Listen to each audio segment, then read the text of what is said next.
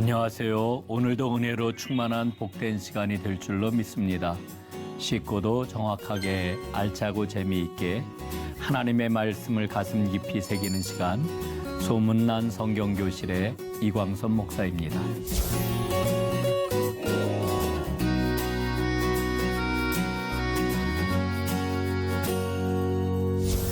지난 시간에 나눈 말씀들을 기억하시죠? 땅을 고친다라고 하는 주제로 우리가 지난주에 공부를 했습니다. 이어서 오늘 여러분들과 함께 나눌 이야기는 창조 세계의 구원자 예수이십니다.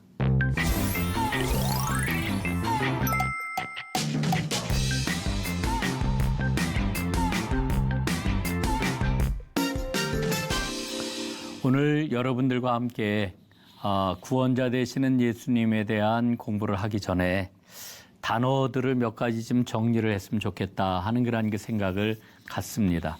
세 개의 단어를 여러분들과 함께 살펴보려고 하는데요. 첫 번째 단어는 창조세계라고 하는 단어입니다. 영어로는 크리에이션이라고 하는 이런 말을 이제 사용을 하게 되지요. 하나님이 만드신 피조세계, 특히 지구와 그 안에 있는 생명체를 가리킬 때에 우리는 크리에이션, 창조세계라고 하는 말을 사용을 하게 됩니다. 그런데 우리가 기억할 것은 창조세계라고 하는 말을 할 때에는 그 안에 포함이 되어 있는 그런 그 의미가 있습니다. 창조세계를 어떻게 돌볼 것인가라고 하는 이와 같은 관심도 이 단어 속에 포함이 되어 있다, 이렇게 이야기할 수 있습니다. 두 번째 단어는 자연이라고 하는 단어입니다. nature라고 영어로는 표현을 하지요. 이 자연이라고 하는 말은 굉장히 중립적인 그러한 그 의미를 갖고 있는 단어다, 이렇게 이야기를 합니다. 그런데 이 중립적이라고 하는 말이 모호하다라고 하는 그런 그 의미도 되겠습니다. 그래서 이 단어를 사용을 하게 되면은 사실은 어떤 이야기를 하려고 하는지 그 의미가 모호해질 때가 굉장히 많습니다. 그리고 위험하기도 합니다. 이를테면은 요즘 많이 쓰는 단어 가운데 하나가 바로 마더 네이처라고 하는 이런 그 단어입니다. 어머니 자연이라고 하는 그런 그 말인데, 이 어머니 자연이라고 하는 이 말은 어떻게 보게 되면은 굉장히 신격화된 단어이면서 인격적인 하나님을 배제하는 그런 단어로도 사용이 되고 있다, 이렇게 생각을 합니다. 세 번째 가장 많이 사용되는 단어 가운데 하나가 환경이라고 하는 단어이죠. 이 환경이라고 하는 단어는 영어로 environment라고 하는 이런 그 단어를 사용을 하게 됩니다.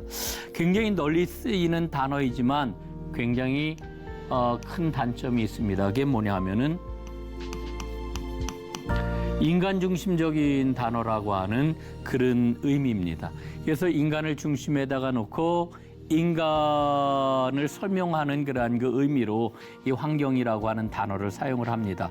그래서 오늘 저는 여러분들에게 이 창조세계 크리에이션이라고 하는 단어를 사용하자라고 하는 그러한 그 제안을 하려고 합니다.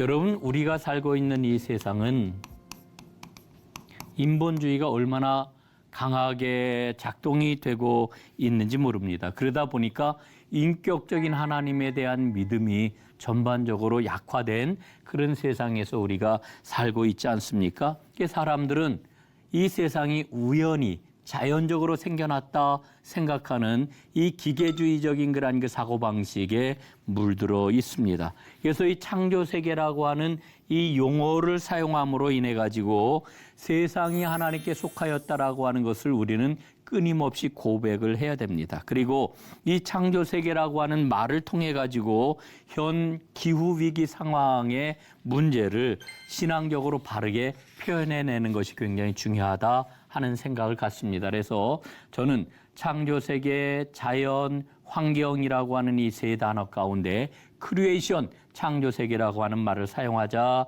이렇게 제안을 합니다. 자, 그러면은 이제 본격적으로 창조 세계의 근원이 되시는 예수님, 구원자 되신 예수님을 오늘 세 가지로 살펴보려고 하는데 제일 첫 번째로는 예수님은 창조 세계의 근원자가 되신다라고 하는 것을 살펴보려고 합니다. 요한복음 1장 1절로 3절입니다. 태초에 말씀이 계시니라 이 말씀이 하나님과 함께 계셨고 이 말씀은 곧 하나님이시다 말씀을 합니다.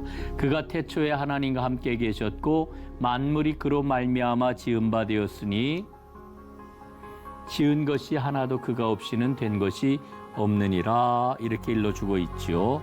자, 여러분 이 요한복음 말씀을 통해 가지고 예수님은 세상을 창조하신 하나님의 말씀이라고 하는 것을 우리가 발견을 합니다. 예수님이 어디에서 태어나셨나요? 베들레헴 말구육관에 태어나셨죠. 너무나도 연약한 존재로 태어나셨습니다. 아주 가난한 그 존재로 태어나셨습니다. 그런데 그분이 전능하신 하나님, 온 우주를 창조하신 분이라고 요한복음은 이야기를 하고 있는 것입니다. 그래서 예수님의 탄생은 엄청난 사건이라고 이야기를 할 수가 있습니다. 왜냐하면은 온 우주를 창조하시고 고안해내신 그 분이 창조 세계의 일부가 되셨다라고 하는 그런 이야기 아니겠습니까? 자, 그 예수님이 이 땅에 오셔가지고 하신 일이 무엇인가를 한번 생각해 보십시오. 창조의 근원이신 예수님이 하셨던 일, 복음서를 보면은 우리에게 어떻게 일러주고 있습니까? 온갖 병을 고쳐주셨다. 수많은 병.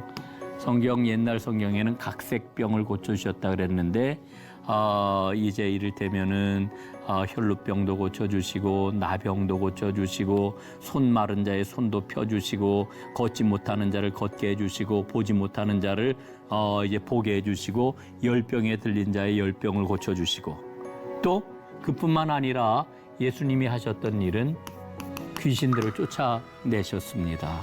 그리고 예수님은 자연도 다스리셨죠. 그래서 누가복음 8장에 보게 될 것 같으면은 예수님께서 바다와 물결을 꾸짖으실 때에 제자들이 깜짝 놀라지 않습니까? 이분이 누구시기에 바람과 물결도 순종하는고 이렇게 이야기하고 있는 것을 봅니다. 이 바다라고 하는 것은 당시 유대인들의 그 관념에 의하면은 창조의 혼돈의 그 에너지가 움직이고 있는 곳 이게 바다라고 생각을 했는데 그 바다를 다스리시는 분이 바로 예수님이셨다라고 하는 거죠. 하나님의 그 모습을 분명하게 드러내셨던 것입니다. 그뿐만 아니라 예수님은 창조 세계와 얼마나 친밀하신지를 우리에게 보여주고 계십니다. 여러분, 예수님이 하나님을 가르쳐 주시는데 하나님을 가르쳐 주실 때 예수님께서 무엇을 사용하셨습니까? 자연 만물을 사용하셨던 것을 봅니다. 예수님은 자연의 패턴과 리듬을 너무나도 잘 알고 계셨습니다.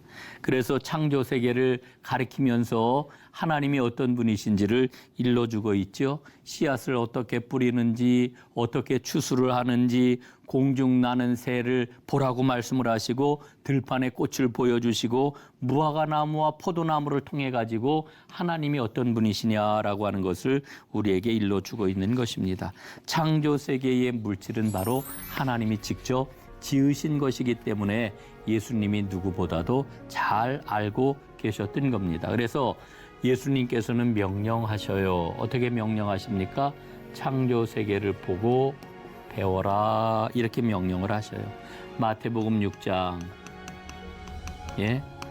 그 들의 백합화와 하늘의 새를 보라 그러잖아요. 또 창세기 2장 말씀을 보게 될 것 같으면은 창세기 2장 말씀을 통해서 이제 우리가 발견하는 게 있어요. 그게 뭐냐면 하나님께서 아담과 하와를 에덴 동산으로 이끌어 주시면서 모든 사물에 이름을 붙여라 일러주고 계시잖아요. 이름을 붙이라고 하는 그 이야기는 그 사물에 대해서 잘 알아야 된다라고 하는 것을 일러주시는 것 아니겠습니까? 또 많은 선지자들의 말씀을 보게 될 것 같으면은 이 선지자들은 하나님이 만드신 창조 세계를 너무나 잘 이해하고 있었어요. 여러분 호세아의 말씀을 한번 보십시오. 또 예레미야의 그 말씀을 보십시오. 예레미야는 그런 이야기를 해요. 철 따라 이동하는 두루미, 그리고 산비둘기를 관찰을 하고서 그걸 통해 가지고 하나님의 말씀을 선포하잖아요. 그 말씀의 요지는 이런 겁니다. 하나님이 만드신 이 피조 세계의 피조물들은 그 자신들의 삶의 이동을 통해 가지고 하나님이 어떤 분이신지를 드러내는데 너희는 어찌하여 하나님의 말씀에 순종하지 않느냐 이렇게 말씀하고 있는 것을 보게 됩니다. 그래서 예수님은 창조의 근원이시다라고 하는 것을 우리가 말씀을 통해 보게 됩니다. 두 번째로 예수님은 창조 세계의 지속자이시다라고 하는 것을 우리가 발견할 수 있습니다. 골로새서 1장 16절입니다. 만물이 그에게서 창조되되 하늘과 땅에서 보이는 것들과 보이지 않는 것들과 혹은 왕권들이나 주권들이나 통치자들이나 권세들이나 만물이 다 그로 말미암고 그를 위하여 창조되었다 말씀을 합니다. 예? 자, 예수님은 그 이 땅의 모든 피조 세계를 있게 하신 이와 같은 분이신데, 그런데 그 피조 세계가 바로 그리스도를 위한 것이다. 이렇게 일러주고 있습니다. 여러분, 이 모든 피조 세계가 주님의 것이기 때문에 주님께서 아끼고 사랑하는 것은 너무나 당연한 것 아니겠습니까? 여러분, 주님께서 창조 세계의 지속자라고 하는 이 말은 바로 주님이 사랑하시는 세상이라고 하는 것을 이야기를 해주고 있는 것입니다.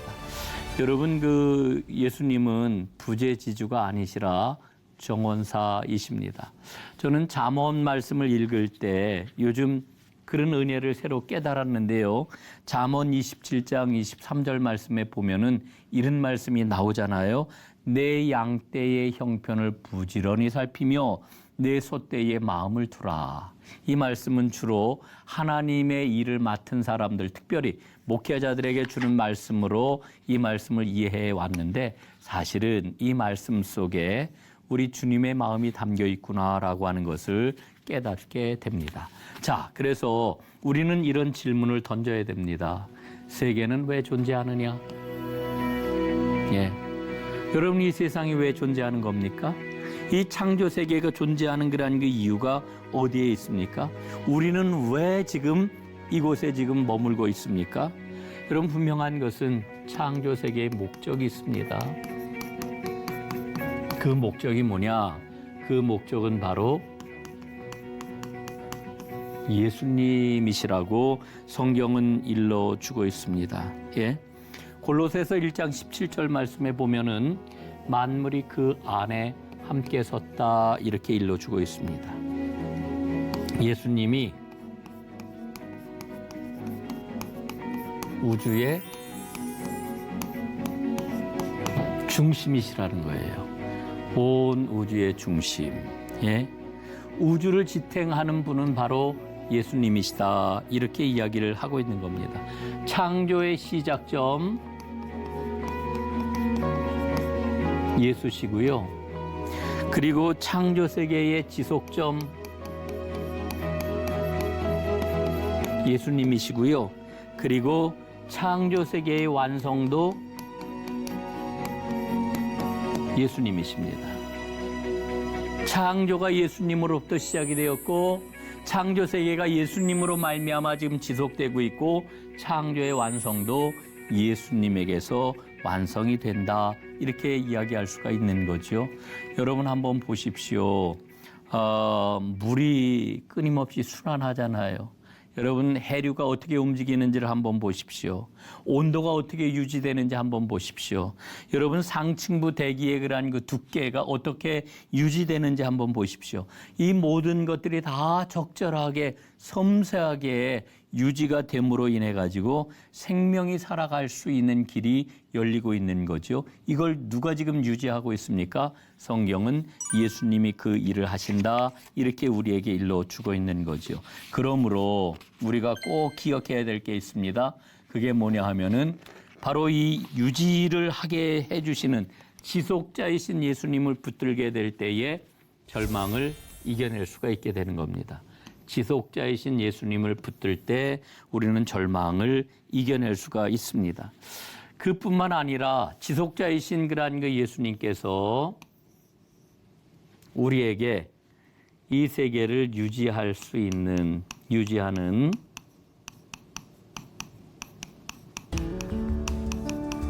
사명을 우리에게 맡기셨어요. 창조 세계를 돌보는 그런 그 사명을 우리에게 맡겨주신 거지요. 그러므로 우리가 꼭 기억해야 될 것은 세상의 자원을 지금 내가 어떻게 쓰고 있느냐. 이게 오늘 나의 예배하는 모습을 밝히 드러내고 있다라고 하는 것을 꼭 기억을 해야 합니다. 여러분, 세상을 어떻게 사용하고 계신지요? 세상을 사용하는 그런 그 방식은 내가 자원을 어떻게 쓰는지를 보면은 내가 세상을 어떻게 사용하는지 알 수가 있어요. 여러분 가정의 쓰레기 배출량은 어떠신지요? 음식물 쓰레기의 양은 어떠신지요? 여러분 가정에서 일회용 용품을 얼마나 쓰시는지요? 여러분, 우리가 예배한다라고 하는 것은 사실은 주님께 찬양을 올리고 주님께 영광을 돌리는 것인데, 여러분 우리가 나 이기적인 그러한 그 모습을 가지고 혹은 그 욕망을 앞세운 그러한 그 삶을 그대로 유지한 채 살아가면서 하나님 앞에 예배를 한다고 하면은 그 예배가 정말 하나님께서 받으실 만한 그런 그 예배인지 생각을 해봐야 되는 것이지요. 그래서 오늘 저는 여러분들과 함께 그런 고백을 하면은 좋을 것 같아요. 많이 걷자.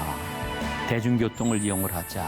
그래서 주님과 함께 생명의 목적지를 향해서 한 걸음 또 한 걸음 옮기자라고 하는 이와 같은 그런 그 제안을 여러분들에게 합니다. 자, 이제 세 번째로 살펴보게 될 것은 구원자 예수입니다. 창조 세계의 구원자 예수. 자, 우리가 구원의 소망을 이렇게 고백을 할 수가 있어요. 세상은 선하게 지음을 받았습니다. 선한 세상은 인간의 죄로 망가졌습니다. 예수님을 통해서 인간과 모든 창조 세계에 구원의 소망이 생겼습니다. 이게 오늘 우리가 고백하는 구원의 소망입니다. 자, 이 구원의 소망을 가지고서 한번 물음을 던져보는 거지요. 예수님이 인간에게 구원을 가져다 주신 것을 믿습니다. 그런데 세상이, 창조 세계가 예수님의 구원과 무슨 상관이 있단 말입니까? 예수님이 이 세상으로부터 우리를 구원해 주실 것인데 창조 세계가 예수님의 구원과 무슨 상관이 있단 말입니까? 라고 하는 거, 지속적인 그런 그 물음입니다만은 오늘 다시 한번 문제 제기를 해보는 겁니다. 이 문제 제기를 한 상태에서 하나님의 말씀을 몇 구절 보도록 하겠습니다. 첫 번째, 요한복음 3장 16절입니다. 하나님이 세상을 이처럼 사랑하사 독생자를 주셨으니 이는 그를 믿는 자마다 멸망하지 않고 영생을 얻게 하려 하심이라. 여기서 세상이라고 하는 말을 체크해 보겠습니다. 이 세상은 코스모스입니다. 코스모스. 이 코스모스라고 하는 것은 전 우주를 가리키는 이와 같은 말입니다. 자, 하나님이 세상을 이처럼, 온 우주를 이처럼 사랑하사 독생자를 주셨다고 그러는데 우리는 끈질기게 이 세상이라고 하는 말을 어떻게 읽어요? 인간이라고 하는 말로 여전히 읽고 있습니다. 하나님이 인간을 이처럼 사랑하사 독생자를 주셨으니 이렇게 이 말씀을 읽고 있다라고 하는 것이지요. 여러분, 하나님은 창조 세계 전체에 대해서 관심을 갖고 계셔요. 그리고 예수님의 구원의 대상은 온 세상이라고 하는 것을 우리가 꼭 기억을 해야 되겠습니다. 자, 그 다음에 창세기 6장부터 9장까지 말씀입니다. 노아의 홍수 이야기지요. 노아의 방주 사건입니다. 자, 하나님께서는 계획을 처음에 어떻게 가지셨어요? 온 세상 모든 사람을 통해 그 세상을 아름답게 통치하시기를 원했는데 인간의 죄가 가득함으로 인해 가지고 결국은 세상을 심판하시기로 하나님이 계획을 가지셨어요. 그런데 노아를 보시고 인류와 모든 생물을 땅에서 완전히 쓸어버리겠다 이렇게 생각하셨던 하나님이 심판과 구원을 결합한 계획으로 바꾸시죠. 노아를 보심으로. 노아를 보심으로. 그래서 하나님께서는 방주를 짓게 하시고 방주에 노아의 식구들과 그리고 여러 이제 그 동물들을 들어가게 하시죠. 자, 우리는 방주에 들어가는 그와 같은 생명체의 모습을 보면서 하나님의 구원 목적에는 피조물이 포함이 되고 있구나라고 하는 사실을 우리는 발견을 하게 됩니다. 여러분, 노아의 방주에 들어갔던 그러한 그 사람들은 모두 몇 명이에요? 노아의 식구들 8명입니다. 8명. 이 8명 이외에 각 쌍들이 여기에 다 들어가게 되는 것을 우리는 보게 되는 거지요. 이 이야기를 통해서 우리가 하나님 앞에 발견하게 되는 게 무엇입니까? 하나님의 구원 목적에는 피조물도 포함이 된다라고 하는 것입니다. 그리고 그 피조물들은 사실은 노아가 좋아하는 그런 그 동물들만 거기에 들어갔던 게 아니에요. 7장 3절 말씀에 보면은 뭐라고 기록이 되어 있느냐 하면은 그 씨를 온 지면에 유전하게 하기 위해 방주에 들여보냈다 이렇게 말씀을 하고 있는 것을 보게 됩니다. 그리고 홍수 후의 이야기입니다. 자, 이거는 이제 홍수 이후에 그러한 그 이야기인데 9장 말씀이죠. 여러분 창세기 6장부터 9장은 우리가 좀 면밀하게 계속 읽어볼 필요가 있습니다. 하나님이 홍수 이후에 언약을 이제 맺게 되시는데 이 언약의 그러한 그 대상이 누구냐? 벌써 몇 번째 이야기를 하죠. 나와 세상 사이의 언약이라고 말씀을 하셔요. 하나님이 노아와 맺으신 언약이 아니고 하나님께서 세상과 맺으신 언약, 이게 바로 노아의 방주 이후에 하나님이 맺으신 우리가 흔히 얘기하는 무지개 언약의 내용이라고 하는 거 우리가 꼭 기억을 해야 되겠습니다. 자, 세 번째 성경 말씀 한번 보도록 하겠습니다. 세 번째는 골로새서 1장 19절로 20절입니다. 아버지께서는 모든 충만으로 예수 안에 거하게 하시고 그의 십자가의 피로 화평을 이루사 만물 곧 땅에 있는 것들이나 하늘에 있는 것들이 그로 말미암아 자기와 화목하게 되기를 기뻐하심이라. 자, 여러분 이 말씀을 우리가 보게 될 것 같으면은 예수님께서 십자가 위에서 죽으셨죠. 그런데 예수님이 이렇게 십자가의 죽으심으로 말미암아 모든 만물과 화목을 이루셨어요. 다시 말씀을 드리면은 악과 이기심의 비용을 모조리 지불을 하신 겁니다. 악으로 인한 것, 인간의 이기심과 탐욕으로 생긴 모든 죄의 비용을 십자가 위에서 모조리 다 지불을 하시고 그로 인하여서 사람과 그리고 모든 만물과 우리 주님께서 화목을 이루게 하신 거죠. 자, 보십시오.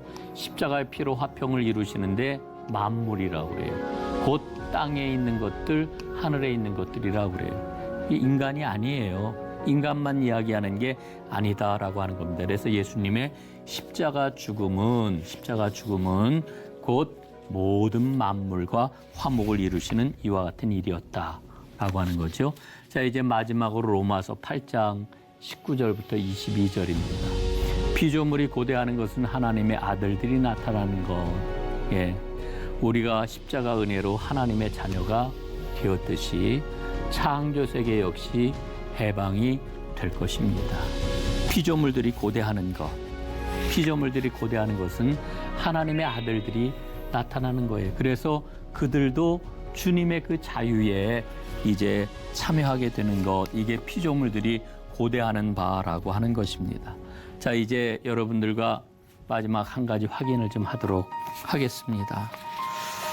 이게 뭐냐면은 예수님은 부활하실 때에 몸으로 부활하셨어요. 몸으로.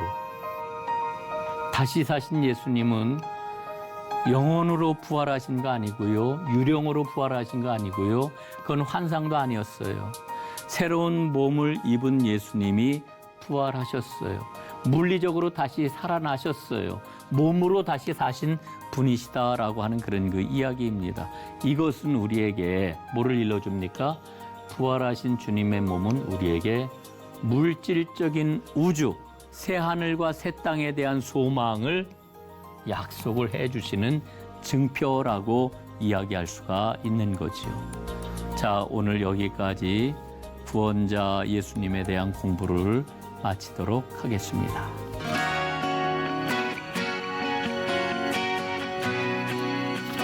여러분 유익한 시간이 되셨는지요? 오늘 수업은 유튜브를 통해서 다시 보실 수가 있습니다. 언제나 말씀을 더욱더 가까이 하시는 여러분들이 되시기를 바라겠습니다. 다음 시간에는요, 새하늘과 새 땅 구원의 완성은 어떻게 이루어지는지 함께 공부를 계속 이어가도록 하겠습니다. 오늘도 하나님의 은총으로 평안한 날이 되기를 바라고요. 다음 시간에 반갑게 만날 수 있기를 바라겠습니다. 고맙습니다.